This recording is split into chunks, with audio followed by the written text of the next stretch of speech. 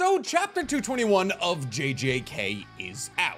And I know what you're saying. You're saying, Nick, You don't usually do manga reaction content. What's this video about? and you're right, I don't usually make manga reaction content. However, chapter 221 of JJK is quite possibly the biggest chapter we've gotten out of JJK in the last 3 years. But the events of chapter 221 of JJK perfectly play into a video that I've been meaning to make for a while. Well, not for a while, basically since chapter 218. So for 3 whole weeks. And that video is what would happen if a full-powered Gojo came up against a full-powered Sukuna. That's right, a versus battle between the 2 strongest people in JJK by a landslide. When it comes to characters in JJK, these 2 are the only 2 that could fight each other at an equal level. And therefore, people have always been curious what would happen if these 2 titans of industry clashed heads. And while the events of chapter 221 were absolutely insane, one of the most important things that happened is that we got a date for this fight happening. There is now a concrete date in the manga, not in the real world, where Sukuna and Gojo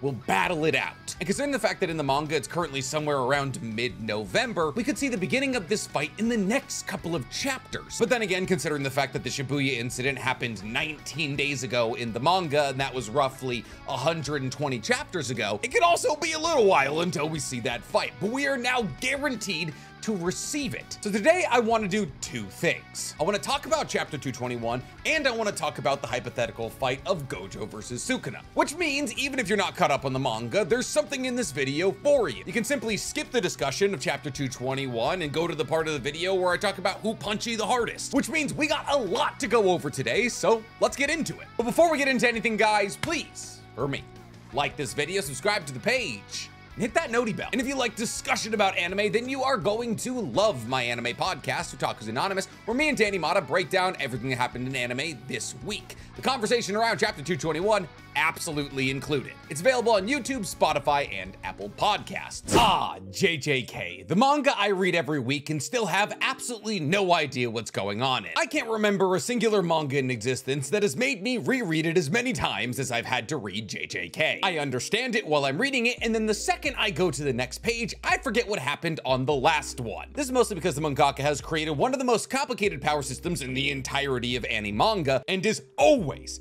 adding new things to it. I made a video about cursed energy and cursed techniques a couple months ago. It might be irrelevant now. But fortunately for you, I had a little time this morning, so I decided to reread everything from the Shibuya incident to chapter 221, and I think I understand what's going on now. But genuinely, and I mean genuinely, no promises. Who explains the manga to the guy who explains the manga? I feel like a therapist looking for a therapist. Anyways, enough about that. Chapter 221, let's get into it. The chapter opens exactly where chapter 220 left off, with all of the sorcerers who had survived the culling game together in one room. In this room, there's everybody from Itadori to Maki to Hakuba, and they're all clustered around one thing in particular: the prison realm. See, the prison realm is the cursed object that was used to seal Gojo during the Shibuya event, which took place 3 years ago. Only 19 days in the manga, though. Now, the reason that everyone's gathered together in this room around the prison realm is because Angel was saved. Angel, for those of you who don't remember, is a jujitsu sorcerer from the golden age of jujitsu, who manifested through the culling game into the body of a girl named Hannah. Now, Angel and Hannah live a symbiotic life, with Angel allowing Hannah to control her body, but Hannah now having the abilities of Angel. And Angel's big ability, the reason that she believes she would be able to pull up on Sukuna and win, is her innate technique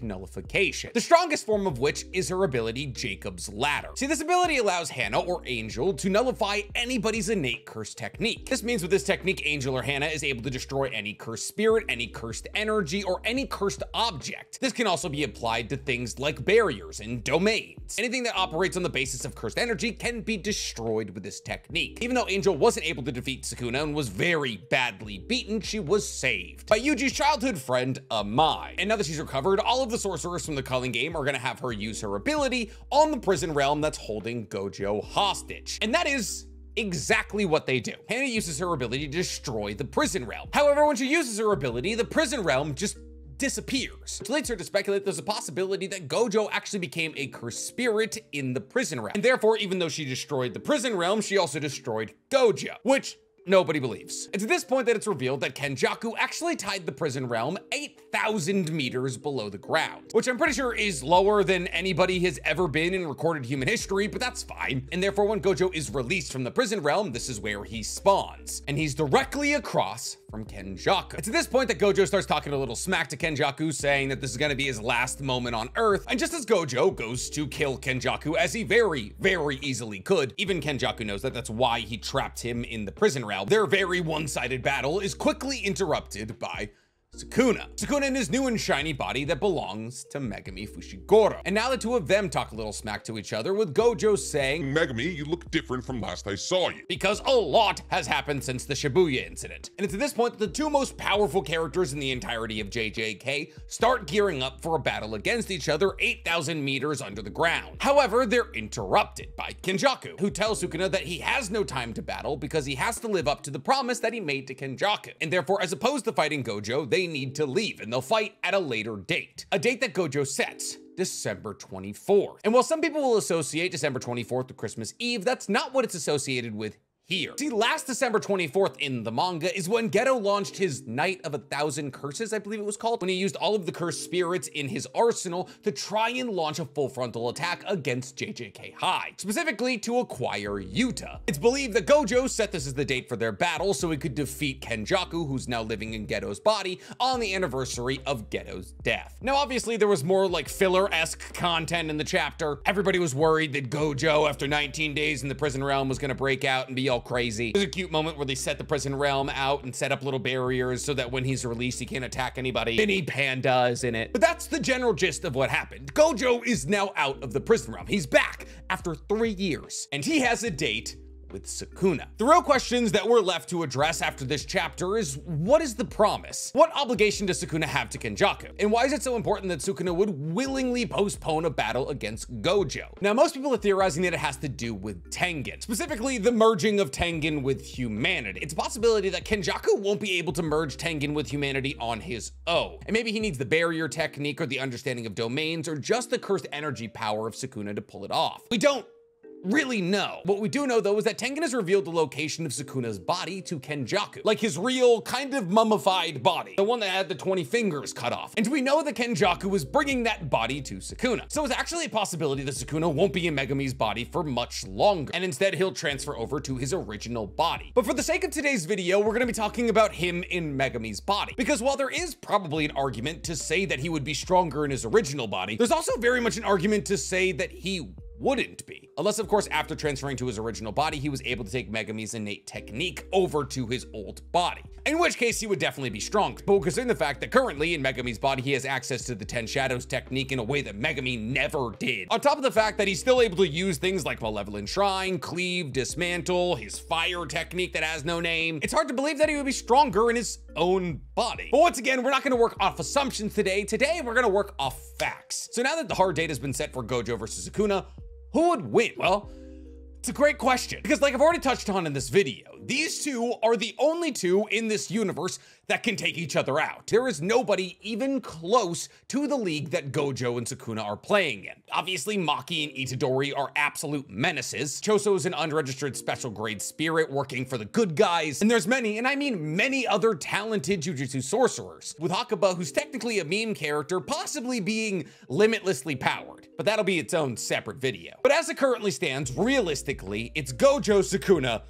everybody else. So before we get into a hypothetical battle between the two of these, we should do a rundown on the abilities of each of them. This is especially important for Sukuna because his abilities kind of just keep changing. So we're gonna give you a current snapshot into what those abilities look like. But we're gonna open with the less complicated of the two here and go with Gojo, because he's had the same abilities since chapter 1. And honestly, that's not a knock against him. They're enough. Oh yeah, feels important to note that before we move past chapter 221, even after seeing Sukuna in this new Megumi Fushiguro form, Gojo still believes he could beat him in a battle, as the chapter ends with a flashback to the moment of Gojo thinking about when he told Itadori that even if Sukuna ate all 20 fingers, he'd win. And it's important to note that even though Sukuna is in Megumi's body and looking incredibly powerful, he's only eaten 15 out of the 20 fingers. Okay, back to Gojo. So Gojo is the current head of the Gojo clan, and this has pretty much been prophesized since the second he was born, as the Gojo clan is famous for two things, the Limitless and the Six Eyes, two separate techniques that many Gojo clan members are born with one of. However, every 400 or 500 years though, somebody is born with both. And this makes a very, and I mean very, broken person. See, one isn't able to use Limitless to its highest capacity without the Six Eyes, as the Six Eyes not only allow you to maximize the techniques you can use with Limitless, but also use them in a capacity that barely uses any cursed energy, making those who are wielders of both have essentially limitless cursed energy. Now, I'm not saying that Gojo has limitless cursed energy. He actually doesn't have that much. I mean, he has a good amount, but there's people out there with more than him, specifically Yuta. However, if Gojo and Yuta were to have an endurance battle, Gojo would win, because Gojo is able to use his Six Eyes to minimize the amount of cursed energy he needs to use for all of his techniques to an infinitesimal amount. Now, infinitesimal, for those of you who don't know, is a number infinitely approaching zero. Think point infinity zeros 1. So for all intents and purposes, it's zero. The amount of cursed energy that Gojo needs to use his cursed techniques is zero. So Gojo could have the least curse energy out of anybody in the entire world, and it wouldn't matter, because any technique he uses, doesn't matter how many times he uses them or how big he makes them, doesn't even dip into his reserves. So while Gojo's cursed energy is not limitless, his ability to use his cursed energy is. So Gojo can and will fight forever if he has to. On top of this, Gojo is constantly using reverse curse technique. Like, always, even when he's sleeping. Now, for those of you who don't know, reverse curse technique is using positive energy to heal yourself. It is incredibly difficult to pull off, because most people are only able to use negative cursed energy, which is based off negative emotions. But Gojo's reverse cursed energy techniques happen automatically without him doing anything. So what does that mean? Let's say hypothetically you stab Gojo in the chest. Once you pull the knife out, that wound will heal instantly. And Gojo doesn't have to do anything to make that wound heal. It'll just do it. Now, the best circumstance we've seen of instantaneous reverse curse technique is Hikari. Hikari, when he gets his pachinko jackpot, activates automatic reverse cursed energy techniques for 4 minutes. That is to say, for 4 minutes, he is relatively unkillable. We've seen him with the use of this technique regenerate the entirety of his chest after it was blown out. We've seen him survive a massive shock of electricity directly to his brain. We've seen him regenerate lost limbs. And assuming that Gojo's automatic reverse curse technique is on par with Hikari's, which why wouldn't it be? This means that any damage incurred to Gojo will heal instantaneously. However, one of the things that was revealed to us during Hikari's battle was that the only way to kill somebody who has automatic reverse curse technique is to destroy their brain in one fell swoop. So it doesn't matter if you stab somebody in the brain, shoot them in the brain, if you don't explode the entirety of their brain in one punch, they're gonna regenerate, which would mean that technically the only way to kill Gojo is to eviscerate his entire skull, which might be tough because reverse curse technique isn't the only thing that Gojo's body does automatically. You know what else it does automatically? Infinity. See, Gojo using reverse curse technique on every part of his body constantly is kind of overkill, but the reason that he does it is so he can constantly use his Six Eyes. Because using the Six Eyes puts such a strain on your brain, he needs to constantly use reverse curse technique on his own brain to heal it from the strain of the Six Eyes. And the reason he needs to always maintain his Six Eyes is so he can always maintain his infinity, and to make sure that all of his cursed energy techniques consume zero cursed energy. Well, not zero, but you get it. So what is this infinity that he uses without even thinking about it? Well, we're gonna harken back to that word infinitesimal. However, instead of talking about cursed energy expenditure, we're gonna talk about speed. Imagine between my hand and my finger, there are an infinite amount of invisible barriers. The best way to think about this, I think, is to think about the fact that there are technically infinite amount of numbers between 1 and 2. And my hand is 1 and my finger is 2. There are an infinite amount of numbers between my hand and my finger, but every single number that my finger passes on the way to my hand halves the speed of my finger. So let's say hypothetically my finger was going 100 miles per hour. Once it passed the first number, it would be going 50, 25, 12 and a half, so on and so forth. Now technically my finger would never stop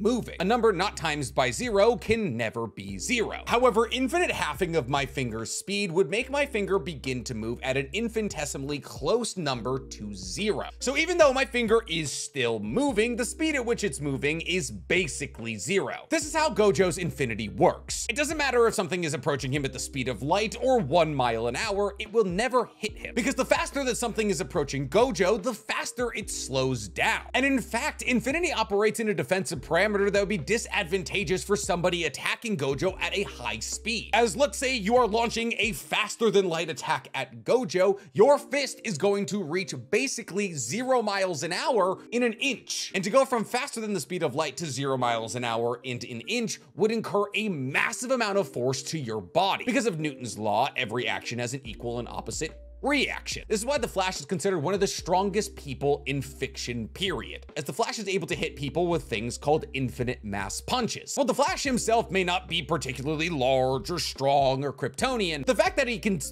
he can travel at massively faster than speed of light speeds and hit people while at that speed, and since force is mass times acceleration, this means that even though the Flash's mass isn't anything crazy, the fact that his acceleration is something crazy makes the force that he puts out with his punch insanely high, approaching infinity. However, in order to hit somebody with that attack, an equal amount of energy is generated back at the Flash. So the fact that he's able to throw these punches means that he's also able to, in some degree, take these punches. So what am I driving at here? Even if you could hit Gojo, it wouldn't matter. He can heal from it so long as you don't destroy his entire skull. And the only ways to get around infinity are either the inverted spear of heaven, which nullifies all cursed techniques. This is how Megumi's father Toji was able to break through it when he battled against Gojo while he was still a teenager, or domain amplification. Now, domain amplification is kind of like creating a domain expansion on your hand. It's like a simple domain pushed to its upper limits. See, domain amplification boosts the curse energy output of the person using it, which grants that person who's using this domain amplification the benefits of having a domain. But it's a localized domain, not a domain expansion. Now, these domain amplifications can be imbued with innate techniques. So let's say hypothetically Megumi with the 10 Shadows technique amplified his domain. If he amplified his domain and imbued it with the 10 Shadows technique, he would give himself a guaranteed hit, giving him the properties of a domain expansion without actually expanding his domain. But the reason that Megumi and a lot of people don't do anything like this is because you need the skill to open a domain expansion in the first place to pull this off, and it doesn't come with the other added benefits like Chimera Shadow Garden's 120% boost to the 10 Shadows technique. However, what this technique does do if you don't imbue it with your innate technique is that it basically creates a hollow domain. So the space that would have been filled with your innate technique is now empty because you didn't fill it with an innate technique. However, any cursed technique you now come into contact with while having your domain amplified will be nullified by your hollow domain, as the cursed energy of that technique will be pulled into your hollow domain. Therefore, the truest, most surefire way to break through infinity is to amplify your domain. However, there is a rather large problem with this. See, in the circumstance of battling against Gojo, you don't want to fill this domain because you have to nullify infinity. But since you're not filling your own domain with your innate technique, you can't use innate technique and amplify your domain simultaneously, which means those who amplify their domain really just gotta use these, which implies that pretty much the only way to beat Gojo is to amplify your domain and try and beat him hand to hand. And mind you, Gojo is a wielder of the Six Eyes, a technique that allows him to understand everything going around him in kilometers in all directions, see through walls, and also slow down time. Now, I don't mean it actually allows him to slow down time. Gojo is able to perceive what we would perceive as roughly a second for about a minute. That is to say that Gojo sees everything that's happening all around him in kilometers in all directions, significantly faster than the human or cursed spirit eye can see. So yeah, hand to hand, not a good idea. Ask Miguel. We haven't even touched Gojo's offensive and defensive capabilities. Gojo has 4 moves. Blue, which allows him to create negative matter. And since hypothetically negative matter shouldn't exist, since Gojo is able to defy the impossible and create negative matter, all positive matter around the sphere of negative matter he's created rushes towards that core, which in essence allows Gojo to create black holes or massive gravitational wells. And Gojo is able to apply this blue in really whatever way he wants. He can use it to destroy the limbs of his enemies by applying this negative space into their arms or legs. Or he can use it to make black holes or gravitational wells that suck up his enemies into a bunch of matter flying from everywhere like a Chibaku Tensei. It feels important to note that 3 out of the 4 of Gojo's abilities are predicated on the fact that he's able to control matter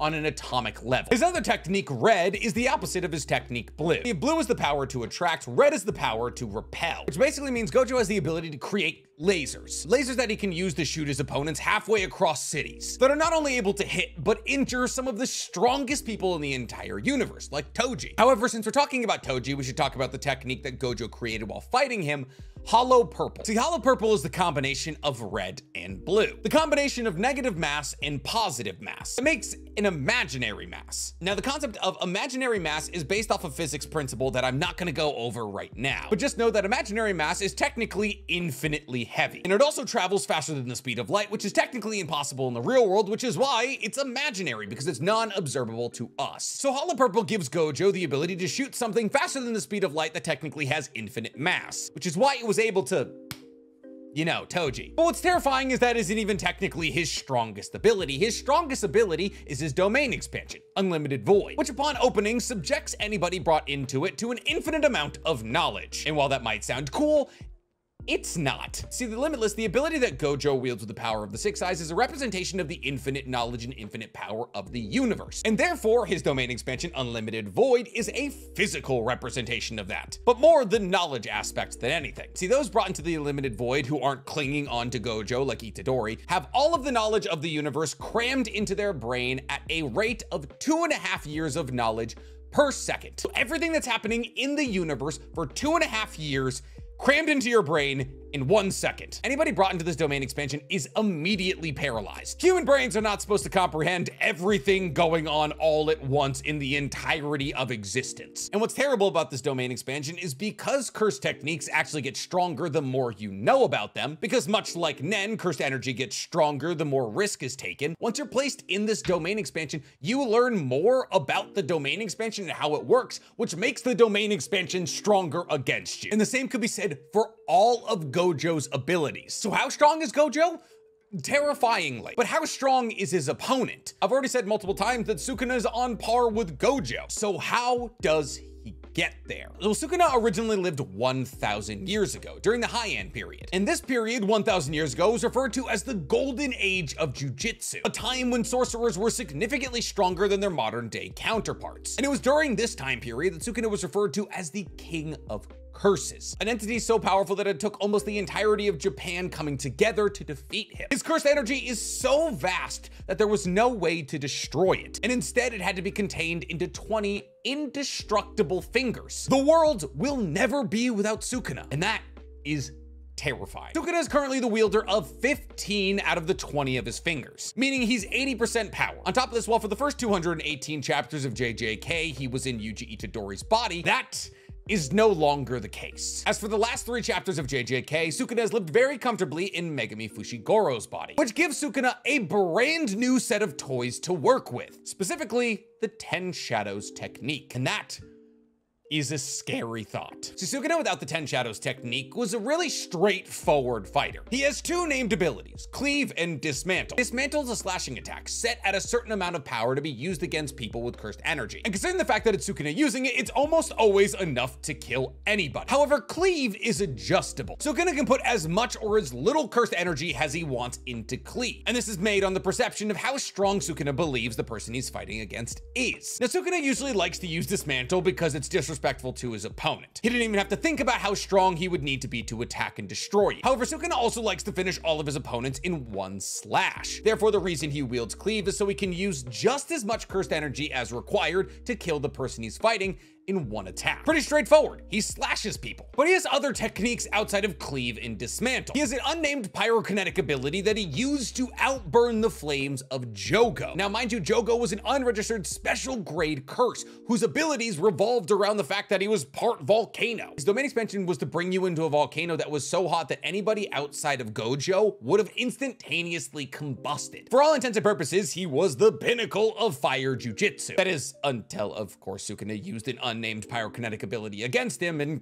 you know, kind of outburned him. We also saw Sukuna use his pyrokinetic ability against Mahoraga, the strongest and least tameable of the creatures used in the 10 Shadows technique. And it eviscerated Mahoraga, which genuinely might be the 2nd or 3rd strongest cursed spirit in JJK. I mean, I guess it's technically a Shikigami, but you get it. And for a while, outside of Cleave, Dismantle, and the pyrokinetic ability, the only other thing that Sukuna had was his domain expansion, Malevolent Shrine, where Sukuna, by leaving the ends of his domain expansion open, was able to extend its range to 200 meters in all directions. Since there was a given way for people to run out of his domain expansion, this increased the range of it. Once again, risk equals power. And everything within 200 meters of Malevolent Shrine is destroyed. Dismantle is used on anything that's inanimate, while Cleave is used on anything that's living. If you're within 200 meters of Sukuna when he activates his Malevolent Shrine, bye-bye. But now, since he took over Megumi's body, he has the 10 Shadows technique, which it's said, when mastered, has been on par with users of the 6 Eyes and the Limitless. Gojo tells this to Megumi when he's trying to cheer him up about being weak. But we don't know if this user of the 6 Eyes and the Limitless who was killed by a 10 Shadows technique user was on par with Gojo. So I'm not saying that now that Sukuna has the 10 Shadows technique, he's gonna be able to kill Gojo. But he certainly has a bigger arsenal. Sukuna, after getting the 10 Shadows technique, began using Shikigami that we never saw Megumi use, like a Bull Shikigami, which essentially has Juggernaut's ability. See, this bull's only able to run in straight lines, but the longer that this bull runs in a straight line, the more momentum and force it picks up, with no upper limit being established, meaning hypothetically, and this is a big hypothetical, that if the bull was able to run for an infinite amount of time, it could generate an infinite amount of force. Outside of this is a Shikigami that we saw Megumi use once, Max Elephant, which kind of does exactly what it sounds like. You kind of just drop an elephant on somebody, which is effective. They're heavy. Outside of this, he also has Rabbit Escape, which allows Sukuna to escape from a battle if he needs to by distracting somebody with just like a bunch of rabbits. It's basically like a cheap magician's trick. And then he also has access to Megumi's favorites like Nue and the Divine Dogs. But probably Sukuna's 2 strongest Shikigami are 2 that we could never see Megumi get control of: Tranquil Deer and Maharaga. See, Tranquil Deer is a lot different from all of the other Shikigami. Tranquil Deer, while out and about, releases positive cursed energy. And the release of this positive curse energy can do one of 2 things. Either it can pull off reverse curse technique healing for Sukuna, boosting his rather already insane healing factor, or it can disrupt the use of cursed energy techniques, as the positive energy works against the negative energy of a cursed energy technique, both of which are very powerful abilities. But obviously his strongest Shikigami is Maharaga, who he's now tamed. And mind you, Maharaga is a Shikigami that hasn't been tamed by one of the strongest Jujutsu families for hundreds of years. That's the level of Shikigami we're talking about here. See, Maharaga's true strength, outside of just being the strongest Shikigami in the face of the earth and having knives for hands, is the fact that it can't be killed the same way twice. In fact, it can't even really be injured the same way twice. See, Sukuna once used Dismantle against Maharaga, and upon using Dismantle against it, he gravely injured it. However, after healing itself, it had learned Dismantle, which meant that Sukuna was no longer able to use Dismantle against it. It basically has Doomsday's moveset, where Doomsday can't be killed the same way twice, as once he reincarnates, he'll come back immune to the way he died. But Maharaga wasn't only immune to Dismantle. Maharaga is now immune to all slashing techniques, which Sukuna was able to deduce immediately, which is why he switched to his pyrokinetic ability, which he was able to incinerate Maharaga with in 1 shot, making 15-finger Sukuna stronger than anybody in the Zenin family line for the last, what, 1,000 years? And while technically exercising this Shikigami doesn't give you control over this Shikigami, Sukuna's able to summon it and kind of just let it run around. Outside of the 10 Shikigami that are able to be summoned through the 10 Shadows technique, Sukuna now has access to some of the more minor things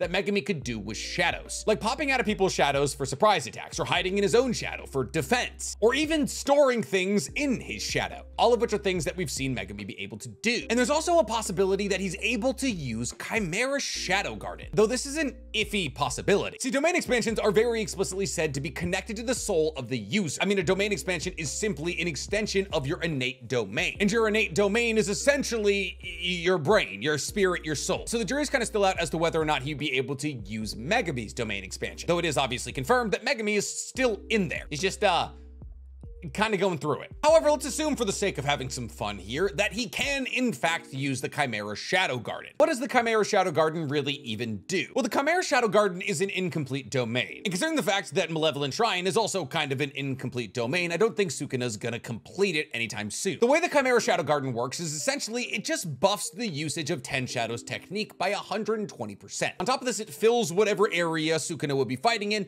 with shadows. Shadows that Sukuna could use to manifest Shikigami, much in the same way that Megumi does. And one of the truest dangers in manifesting a room or a ground full of shadows is that you have to apply cursed energy to the bottom of your feet, otherwise you'll fall into the shadows. Since shadows aren't technically real, falling into a shadow is like falling into a limitless black void with no oxygen, no light, no nothing. It's pretty much GG's. However, anything that falls into Chimera Shadow Garden or anything that goes into Sukuna's shadow, Sukuna has to bear the weight of. So pulling out Chimera Shadow Garden against Gojo would actually be a really bad idea. Do you remember earlier when we talked about Hollow Purple and how it technically has infinite mass? If hypothetically Sukuna were to pull out Chimera Shadow Garden, or just try to expand his own shadow, if Gojo were to shoot a Hollow Purple into said shadow, it would squish him. Because Sukuna is strong, let's not get it twisted, but he can't hold infinite mass. So even though Chimera Shadow Garden does technically sound like a big boost for Sukuna, if he pulled it out, it could actually be a massive win state for Gojo. But since we're talking about win state,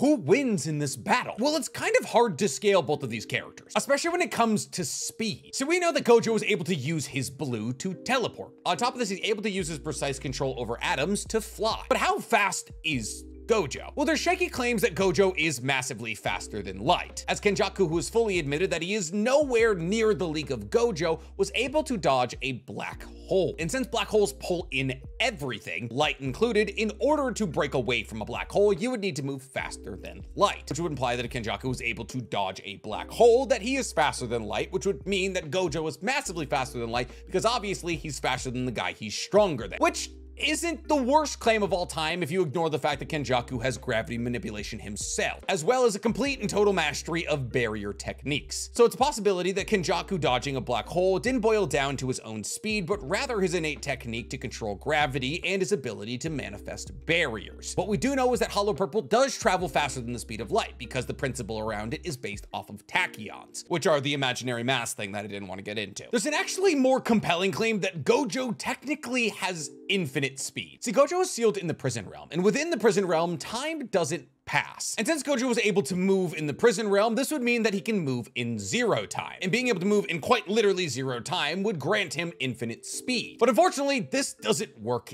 either. So you can't really use timeless voids to scale speed. See, obviously there's a temptation that say that speed equals distance over time. And if you're able to travel distance in a 0 amount of time, that is infinite speed. But in the application of a timeless void, time doesn't exist. So it's not that time equals 0, it's that time doesn't exist. So you can't factor it into an equation. So how fast is Gojo? Honestly, the best way that I've ever seen it explained is that Hikari was able to dodge lightning, and that there's absolutely no way that Gojo isn't faster than Hikari, so that Gojo should be somewhere between hypersonic and the speed of light. And I mean like massively hypersonic, which speed feats of Sukuna also place him around hypersonic plus. So speed is kind of a non-fact. Really, genuinely what it boils down to is attack power and defensive power, which really boils down to cursed energy amount and cursed techniques. Now, I have no doubt in my mind that Sukuna has more cursed energy than Gojo, but that's really not what matters here. See, Sukuna, even though he has an almost limitless amount of cursed energy, will run out one day. That is not the case for Gojo. Gojo has an actual limitless amount of cursed energy, at least when applied to him. So when it comes to stamina, he's got Sukuna beat. And the same could be said for his attack power. See, obviously Sukuna could apply a massive amount of cursed energy to cleave, but it really doesn't matter how much energy Sukuna applies to cleave,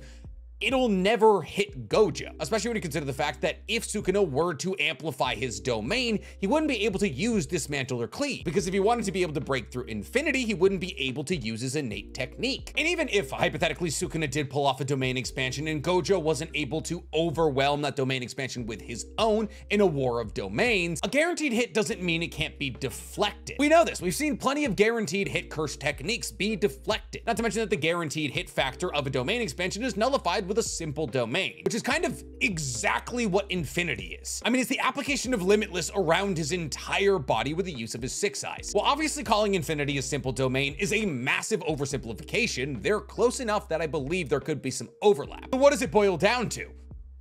A boxing match, quite literally. It would literally come down to Sukuna amplifying his domain to get rid of infinity. I mean, obviously there would be some Maharaga, Max Elephant, and Tranquil Deer sprinkled in there, but none of the Shikigami that are used in the Ten Shadows technique really pose any threat to Gojo. Gojo would simply be able to eviscerate Maharaga with Hollow Purple, as I'm assuming Maharaga has never been killed with the technique that Gojo created. Outside of that, Max Elephant and the Bull wouldn't be able to hit him. The Divine Dogs and Nue also wouldn't be able to hit him. Really, ironically, the most useful Shikigami for Sukuna in a battle against Gojo would be the rabbits, as he would be able to distract Gojo with the power of these rabbits and sneak up behind him with an amplified domain and possibly punch his block off. But when it comes down to whose moveset is better at eviscerating skulls in one shot, I gotta go with Gojo. We haven't necessarily seen anything durability or defensively that would show us that Sukuna would be able to tank a Hollow Purple. And considering the fact that speed feats place Sukuna somewhere around hypersonic, while Hollow Purple does canonically travel faster than light, I just don't see how he's dodging it. So yeah, I'm siding with Gojo. I do think he would win. But what do you guys think? Based on all the information I just gave you and maybe some information that I missed, God knows there's a lot of it, who do you think would win in this battle? Tell me in the comments below. And while you guys are down there, please, for me, like this video, subscribe to the page, and hit that noti bell. I know for a fact I missed something, and somebody who's had to read the JJK manga 8 times to memorize how all of the powers in this universe works is gonna be like, Well, actually, this is how it works, and you forgot this, and it invalidates your entire argument. I'm just waiting for it.